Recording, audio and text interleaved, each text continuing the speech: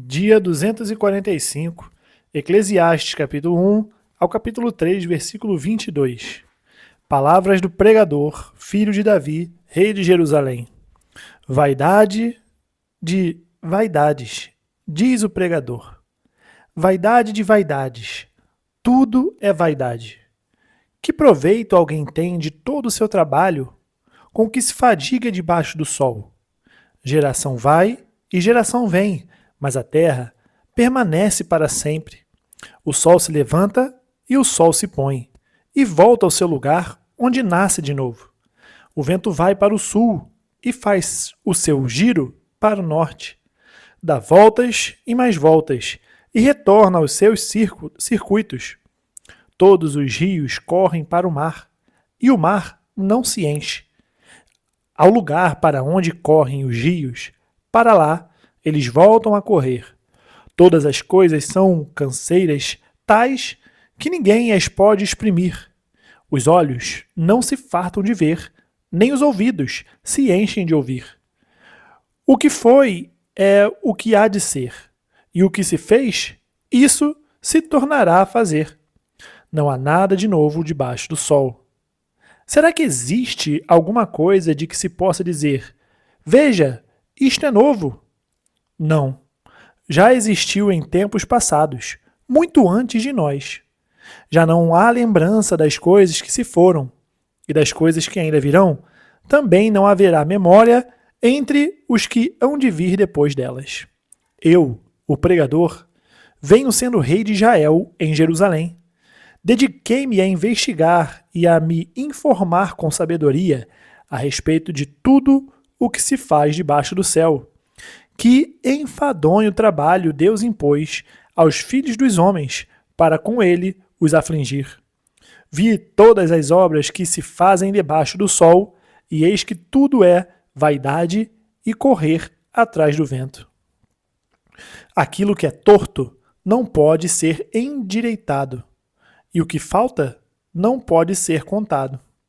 Eu disse a mim mesmo: eu me tornei importante e superei em sabedoria todos que governaram em Jerusalém antes de mim.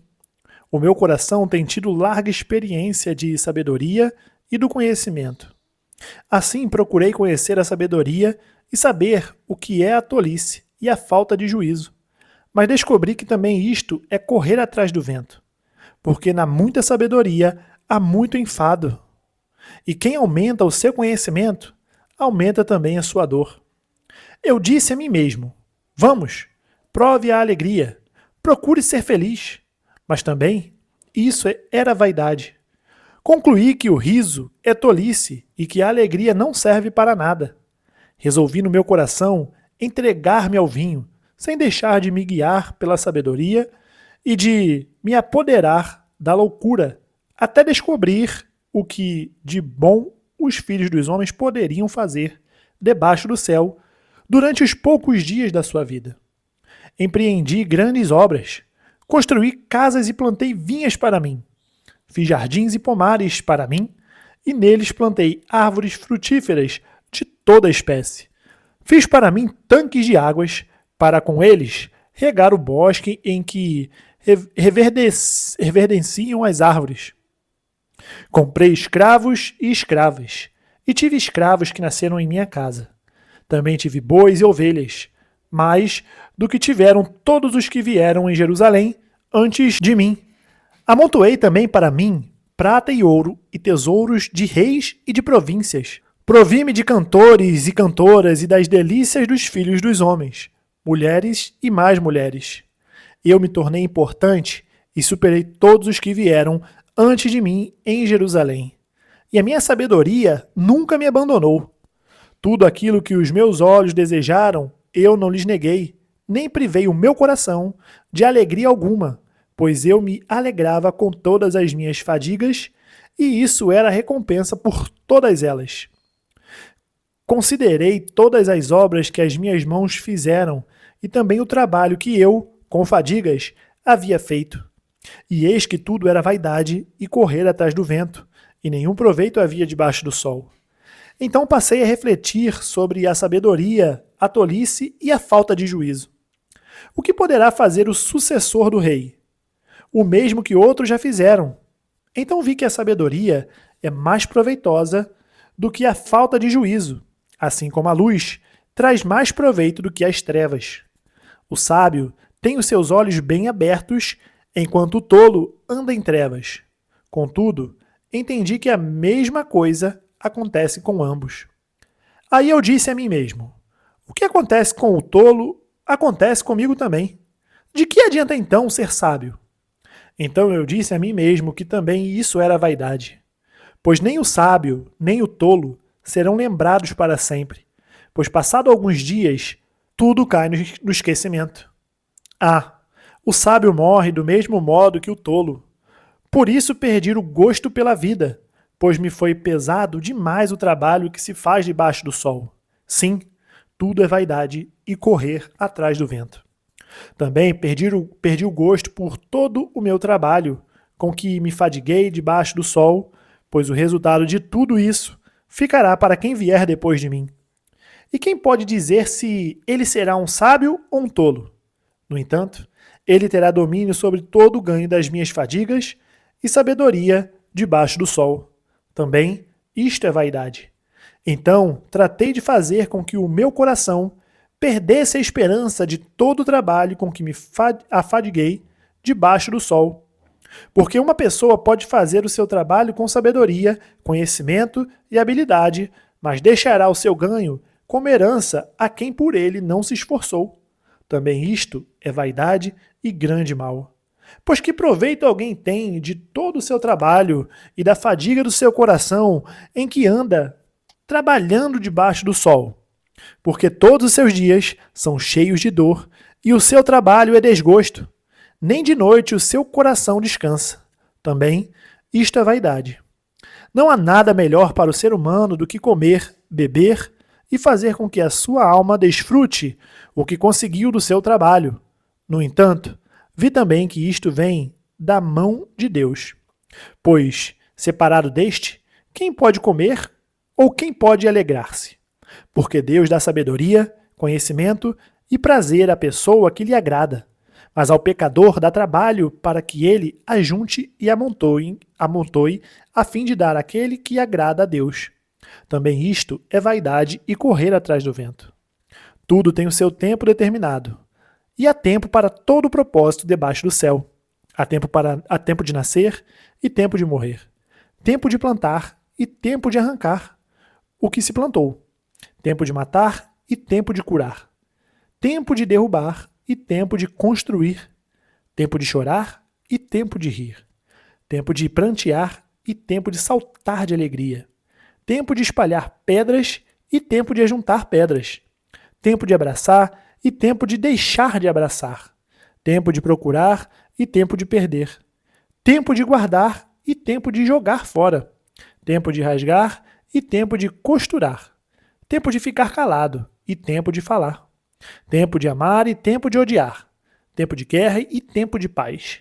Que proveito tem o trabalhador naquilo com que se afadiga? Vi o trabalho que Deus impôs aos filhos dos homens para com eles os afligir. Deus fez tudo formoso no seu devido tempo. Também pôs a eternidade no coração do ser humano, sem que este possa descobrir as obras que Deus fez desde o princípio até o fim. Sei que não há nada melhor para o ser humano do que alegrar-se e aproveitar a vida ao máximo. Sei também que poder comer, beber e desfrutar o que se conseguiu com todo o trabalho é dom de Deus. Sei que tudo o que Deus faz durará eternamente, sem que nada possa ser acrescentado nem tirado, e que Deus faz isto para que as pessoas o temam. O que é, já foi, e o que será também, já foi. Deus fará vir outra vez o que já passou. Vi ainda debaixo do sol que no lugar do juízo reinava a maldade e no lugar da justiça havia mais maldade. Então eu disse a mim mesmo: Deus julgará o justo e o ímpio, porque há um tempo para todo propósito e para toda a obra. Eu disse mais: isto é por causa dos filhos dos homens, para que Deus os prove e eles vejam que são em si mesmos como os animais. Porque o mesmo que acontece com os filhos dos homens, Acontece com os animais. Como morre um, assim morre o outro. Todos têm o mesmo fôlego de vida, e o ser humano não tem nenhuma vantagem sobre os animais, porque tudo é vaidade.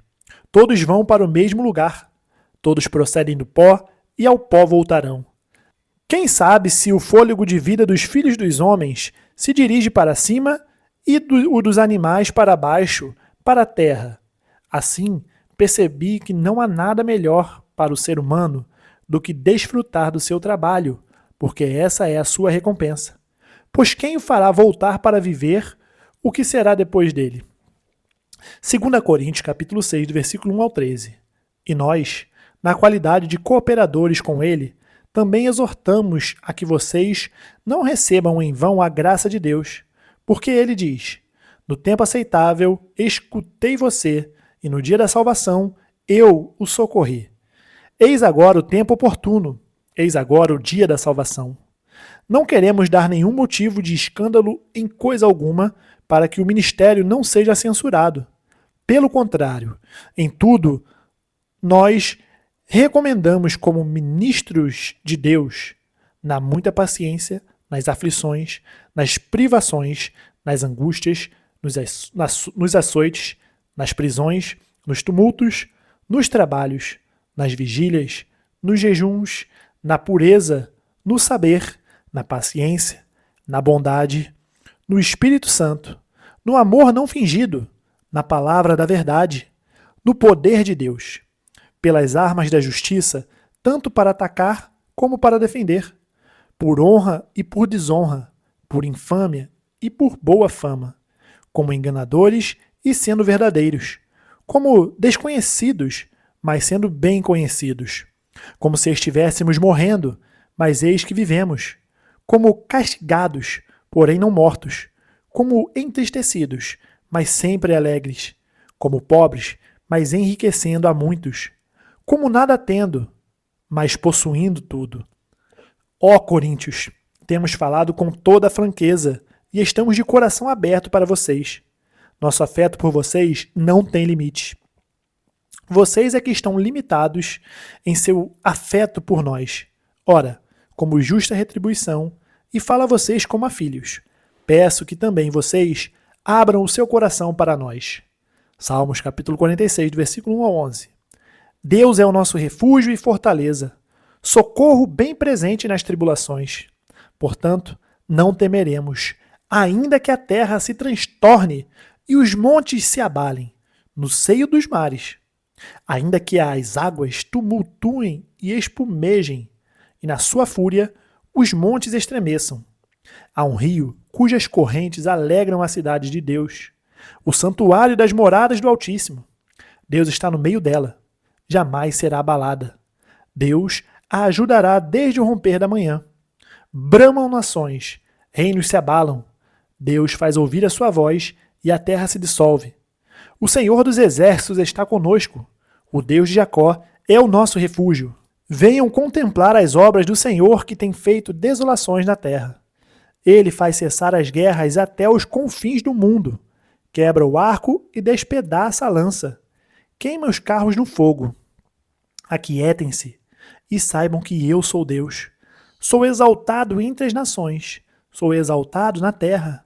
O Senhor dos exércitos está conosco. O Deus de Jacó é o nosso refúgio. Provérbios capítulo 22, versículo 15. A tolice está ligada ao coração da criança, mas a vara da disciplina a afastará dela.